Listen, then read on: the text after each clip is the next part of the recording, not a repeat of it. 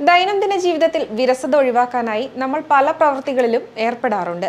പുസ്തക വായന, സിനിമ കാണൽ, പൂന്തോട്ട പരിപാലനം തുടങ്ങി അഭിരുചിക്കനുസൃതമായ കാര്യങ്ങൾ നമ്മൾ ചെയ്യാറുണ്ട്.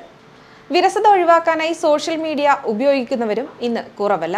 യൂട്യൂബും ഫേസ്ബുക്കും ഒക്കെ ഉണ്ടെങ്കിലും ഇൻസ്റ്റാഗ്രാമിൽ റീൽസ് കണ്ടിരിക്കുന്നത് ഒരു ട്രെൻഡാണ്. സോഷ്യൽ മീഡിയ പ്ലാറ്റ്ഫോമുകൾ നിങ്ങളുടെ ദൈനംദിന വിരസത ഒഴിവാക്കാൻ പതിവായി സ്ക്രോൾ ചെയ്യുന്നത് ജീവിതത്തിന്റെ ഭാഗമാണെങ്കിൽ ബ്രെയിൻ റോട്ട് എന്ന അവസ്ഥയിലൂടെയാണ് നിങ്ങൾ കടന്നു പോകുന്നത്. ഒരു വ്യക്തിയുടെ മാനസികമോ ഭൗതികമോ ആയ അവസ്ഥ തകരുന്നതിനെയാണ് ബ്രെയിൻ റോട്ട് എന്ന വാക്കുകൊണ്ട് ഉദ്ദേശിക്കുന്നത്. നിസ്സാരമോ വെല്ലുവിളി കുറഞ്ഞതോ ആയി കണക്കാക്കപ്പെടുന്ന വസ്തുക്കളുടെ അമിത ഉപയോഗത്തിന്റെ ഫലമായാണ് ഇത് കാണപ്പെടുന്നത്.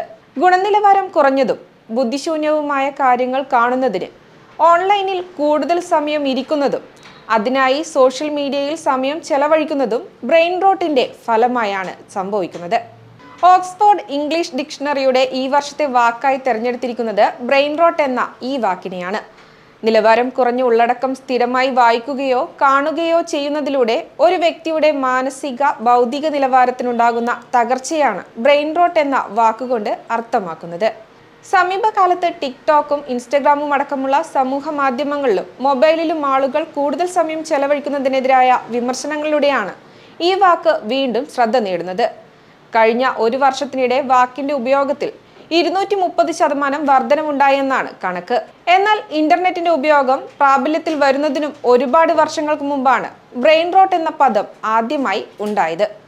1854 ഹെൻറി ഡേവിഡ് തോറോയുടെ വാർഡൻ എന്ന പുസ്തകത്തിലാണ് ഈ വാക്ക് ആദ്യമായി ഉപയോഗിക്കുന്നത്. ബ്രെയിൻ റോട്ട് കൂടാതെ ഡെമ്യൂർ, ഡൈനാമിക് പ്രൈസിംഗ്, ലോർ, റൊമാൻറ്റിസി, സ്ക്ലോപ്പ് എന്നീ വാക്കുകളാണ് ഓക്സ്ഫോർഡ് യൂണിവേഴ്സിറ്റി പ്രസ് ശേഖരിച്ച ഈ വർഷത്തെ പ്രശസ്തമായ 6 വാക്കുകളുടെ പട്ടികയിൽ ഇടം നേടിയിരിക്കുന്നത്. 2021 വാക്സ്, 2022 ഗ്ലോബിൻ മോഡ്, 2023 റിസ് എന്നീ വാക്കുകളാണ് ഓക്സ്ഫോർഡ് വേർഡ് ഓഫ് ദി ഇയറായി തിരഞ്ഞെടുത്തത്.